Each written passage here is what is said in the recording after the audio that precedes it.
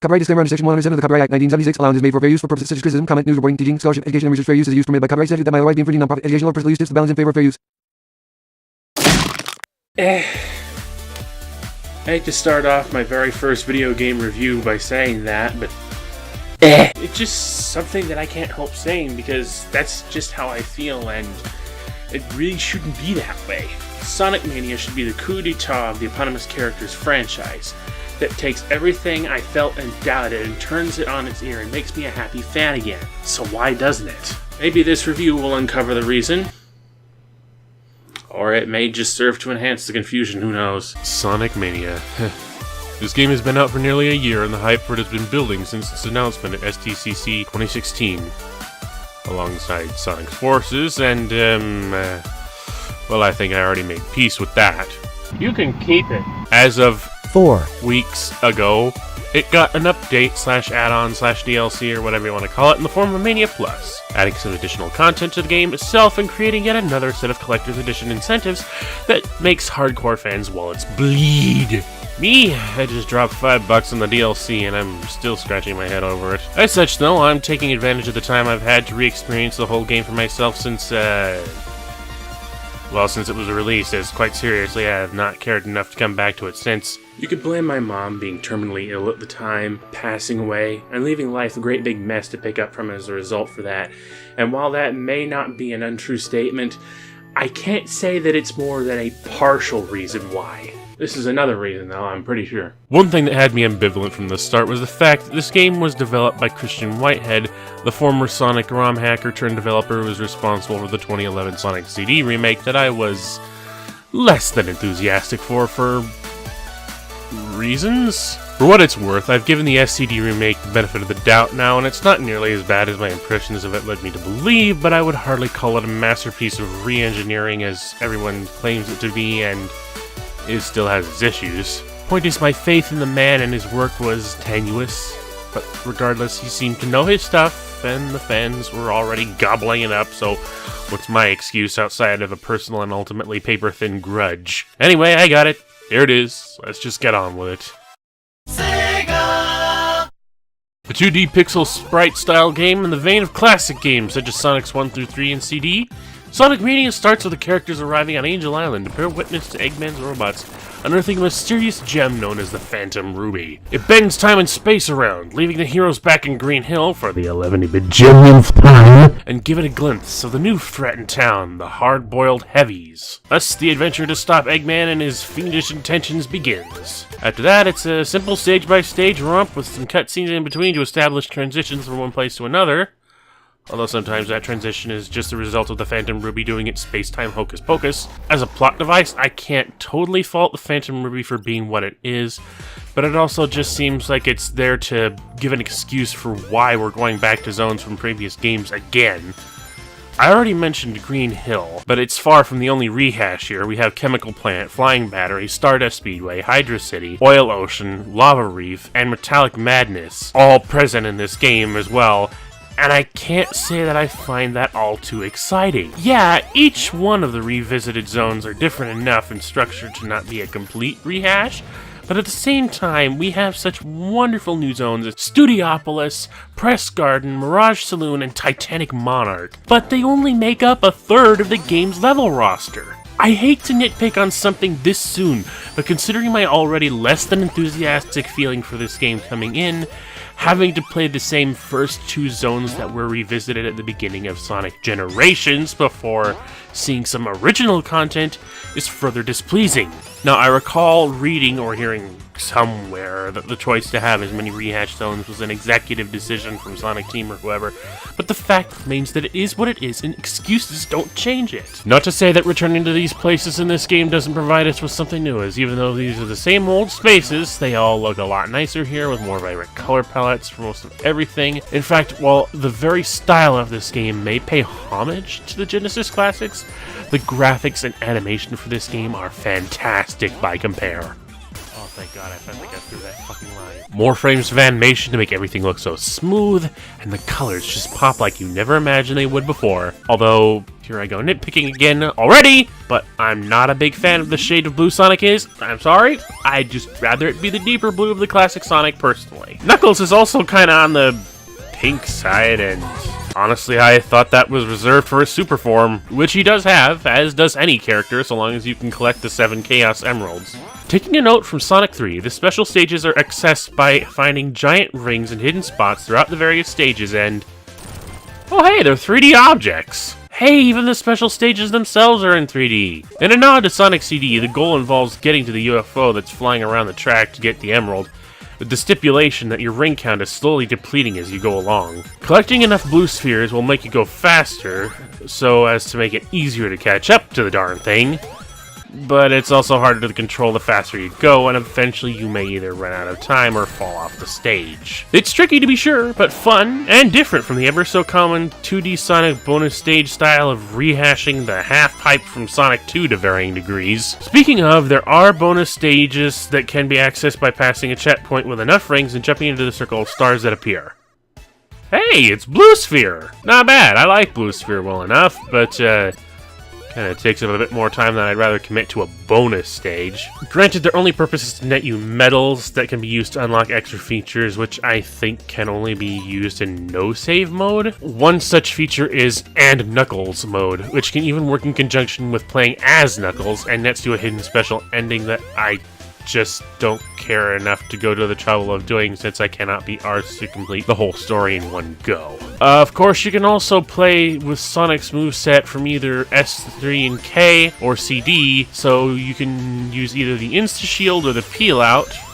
Again, only in no-save mode. By default, Sonic's special move in this game is the Drop Dash, where if you hold the jump button after a jump, he'll immediately take off once he hits the ground. Not something I get a lot of use out of personally, and I really just does not change the main peeve I have with Sonic, that he's the least maneuverable character out of the selectable cast by default. Sure, there are the returning elemental shields from Sonic 3 and Knuckles, as well as with any of them in use, they function the same as they did for Sonic there, and can even be used for some interesting stage-specific gimmicks.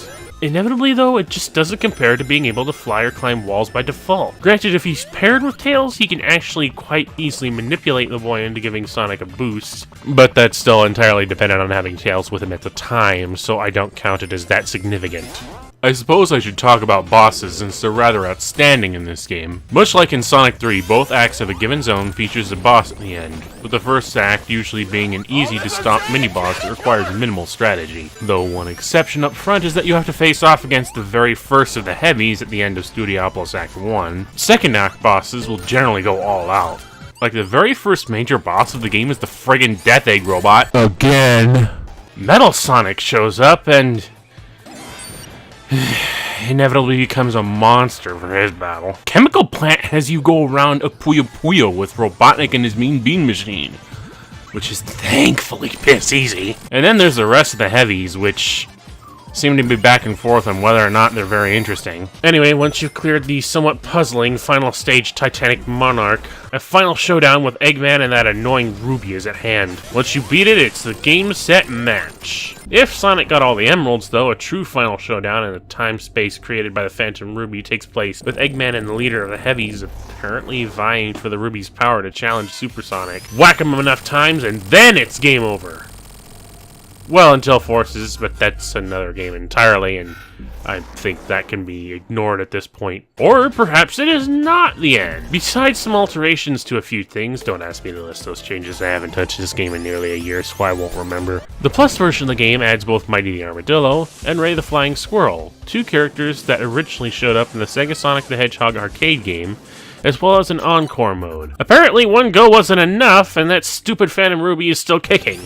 So after giving it a brief chase through Angel Island Zone, Sonic breaks open a capsule holding the two new characters, with one of them turning out to be one of the heavies that manages to survive. With a quick toss, the whole thing starts all over again, with some aesthetic changes and some tweaks to difficulty. Instead of lives and life monitors, you have the various characters to partner with, and you can switch between whichever two you happen to have active at a given time. To add to your team, you have to find special monitors and break them open. And to switch between the active partners, you have to hit either a switch monitor or a question mark monitor. And if your active character gets killed by anything, that's it for them. You just get switched over to the next one and try to survive until you run out of characters to work with. At which point, it's game over. Another way to get partners back, though, is to enter the new pinball-style bonus stages at checkpoints and play the minigame in hopes of adding to your team. You can also try to collect the Chaos Emeralds again, but whoo boy! They are a lot more challenging than before. First of all, a number of secret rings have been omitted and replaced with monitors. Or maybe they've been shifted around, as a certain friend of mine has suggested. Did I just say that? When you actually do find one of the special stages, though, it begins with the UFO already pretty darn far away. I couldn't even manage to beat the second Emerald stage before reaching the end of the game, and end up doing the Mushroom Hill trick, or Flying Battery trick in this case, which is enter one stage where there is an easy-to-access ring very early on to keep revisiting it until you get the emeralds. I won't spoil it, but I don't really think the special ending you get for this is all that worth it, personally. There's also a time attack for those who care, and up to 4-player local multiplayer for those that have friends to spare and give a shit about your stupid Sonic game, you lonely sack of shite. Because I forgot and had no presence of mind to segue into it aside from Sonic's drop dash, both Tails and Knuckles do have their signature moves as well. Ray, being a flying squirrel, has a glide that's notably different from Knuckles in that you have to rhythmatically press back and forth to get him some speed and even some extra height.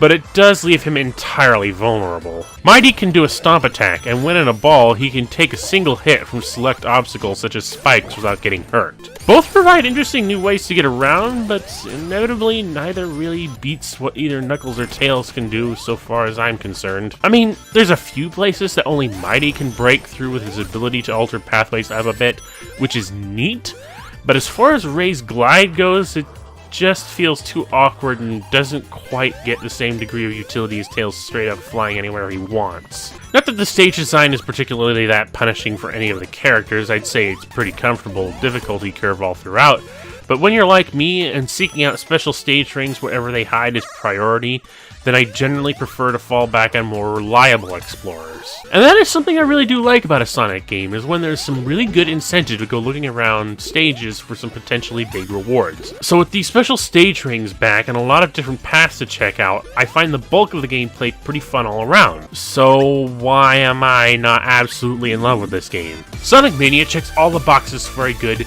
nay, great Sonic the Hedgehog title that I could be enjoying for years to come, alongside my favorites like Sonic 3 and Knuckles, Sonic CD, with great classic Sonic feel, gorgeous graphics, amazing soundtrack courtesy of Okay, I hear people say it's Lopes, but I look at it and I feel like it should be pronouncing Lopez, but I digress. It's great!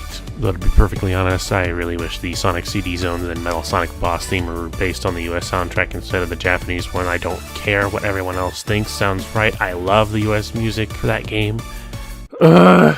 There I go, nitpicking again! And I stress that these are nitpicks because, well, I don't know what else I can really harp on to justify my indifference. It just doesn't excite me or make me want to keep playing for great lengths of time or even come back to it in nearly a year since I finished a single campaign. As I said before, I never even bothered finishing with the Knuckles and Knuckles mode to get the secret ending because I lost interest partway through. It doesn't take much to dissect the main problem is me. First and foremost, I've been suffering from Sonic fatigue for a long time. The presence of this franchise is never more than a stone's throw away from everything I do. Froggy! AKA fast forwarding. Chaos Control!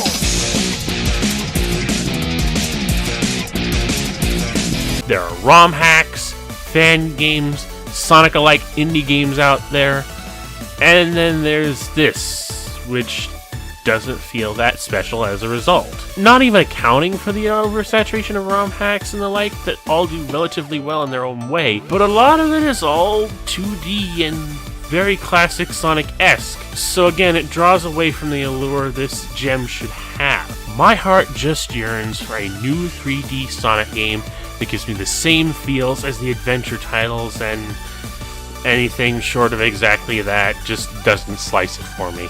So ultimately, it just comes down to being yet another unsatisfiable Sonic fan.